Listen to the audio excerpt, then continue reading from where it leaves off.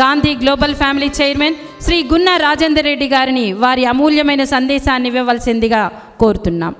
వేదిక మీద ఉన్నటువంటి గవర్నర్, తెలంగాణ రాష్ట్ర గవర్నర్ గారు తమిళసై గారికి, మరియు అదేవిధంగా బ్రహ్మకుమారిస్ దీది వారికి, అదేవిధంగా ఇప్పుడు హ్యూమన్ రైట్స్ కమిషన్ చైర్మన్గా ఉన్నటువంటి జస్టిస్ చంద్రయ్య గారికి, అదేవిధంగా ట్రస్టీసు పైన ఉన్నటువంటి ట్రస్టీలకు అందరి కూడా నా హృదయపూర్వక వందనాలు తెలియజేస్తూ, మీ అందరికీ విద్యార్థులకు విద్యార్థులందరి కూడా నేను నా బ్లెస్సింగ్స్ ఇస్తూ, కలాం 2020 ఏదైతే మీరందరూ ఈరోజు కలాం గారి ఏం చెప్పిండు వారు అనేటువంటి 10 ప్రిన్సిపల్స్ ఏవైతున్నాయో 10 ప్రిన్సిపల్స్, వాటి మీద మీరు వాటిని ఓతుగా తీసుకొని, ఇప్పుడు ఇంతకుముందు ఏమన్నా నరేష్ ఇండియన్ మీ అందరికీ చెప్పిండు, ఆ యొక్క ఓతుని మీరు ఖచ్చితంగా మీ జీవితాలలో ఈ దేశాన్ని, ఈ రాష్ట్రాన్ని, ఇది సమైక్యమైనటువంటి భారతదేశం కాబట్టి ఇక్కడ ఎన్నో కులాలు మతాలు అన్నీ కలిసి ఉంటాయి.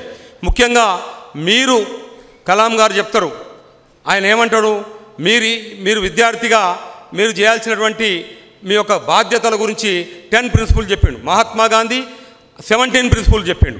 కాబట్టి ఆ పరంపరలే స్వామి వివేకానంద, అదేవిధంగా మన మహాత్మా గాంధీ, అదేవిధంగా కలాం గారు, వీరందరూ ఈ దేశానికి ఒక మోడల్గా మీ అందరికీ ఒక రోల్ మోడల్గా ఉన్నటువంటి వ్యక్తులు.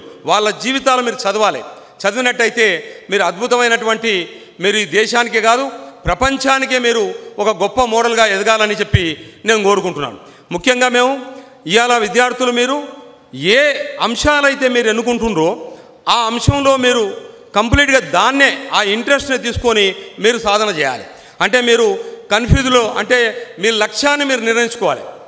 కలాం గారు కూడా మొట్టమొదట ఆయన ఒకసారి మిసైల్ సక్సెస్ అవుతుంది.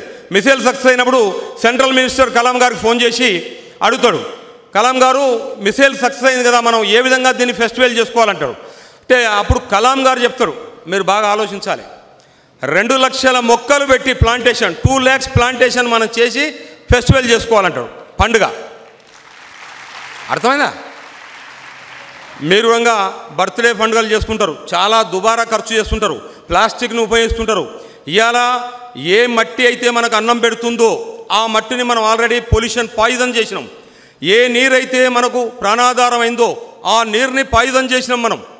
ఏ గాలి అయితే మనకు ప్రాణవాయువు అయిందో ఆ గాలిని మనం ఆల్రెడీ పాయిజన్ చేసినాం. కాబట్టి మనం ఏం ఆలోచిస్తున్నాం మీరు చూడాలి. కాబట్టి మీరు కేవలం చదువుకోవడం, ఉద్యోగం చేయడం, డబ్బు సంపాదించడం ఇది కాదు. కలాం గారు ఇది కోరుకోలే. కలాం గారు కోరుకున్నది దేశానికి, కుటుంబానికి. నువ్వు గొప్ప కుటుంబంలో ఉండి కుటుంబానికి, గ్రామానికి అంకితం చేయి, గ్రామం అదేవిధంగా దేశానికి అంకితం అవుతుంది. కాబట్టి దేశం విశ్వ కుటుంబం అవుతుంది అని చెప్పి కలాం గారు చెప్పిండు. కాబట్టి కలాం గారు ఎంత గొప్పగా ఒక మిసైల్ ఇచ్చే కార్బన్ డైఆక్సైడ్కు దానికి 100 మిసైళ్ళకు సమానంగా ఆక్సిజన్ మనం ప్రొడక్షన్ చేయాలని చెప్పి 2 lakhs ప్లాంటేషన్ చేయాలని చెప్పిండు. దీన్ని బాగా గుర్తుపెట్టుకోవాలి మీరు. అదేవిధంగా ఆయన ఎంత ట్రస్టీలో ఉన్నట్టు తెలుసా, ఇవాళ 100 కోట్లు, 1000 కోట్లు, లక్షల కోట్లు ఎందుకు అవసరమా? ఒక మనిషి బతకడానికి ఎంత కావాలో అంత ఉంచుకోవాలి. అప్పుడు ఏమవుతుంది, అసమానతలు తగ్గుతాయి. అసమానతలు తగ్గినప్పుడు అసంతృప్తి రాదు, అసహనం రాదు, శాంతి ఏర్పడుతుంది. కాబట్టి దీది చెప్తుంటుంది, బ్రహ్మకుమారి దీది, శాంతి రావడానికి ఇది కారణం. కాబట్టి మీరంతా కూడా కలాం గారు ఏ ట్రస్టీలో ఉన్నాడో అదే ట్రస్టీని మీరు ఓతుగా తీసుకోవాలి. మీరు ప్రపంచానికి, దేశానికి, ఈ సమాజానికి ట్రస్టీలుగా ఉండాలి, ధర్మకర్తలుగా ఉండాలి.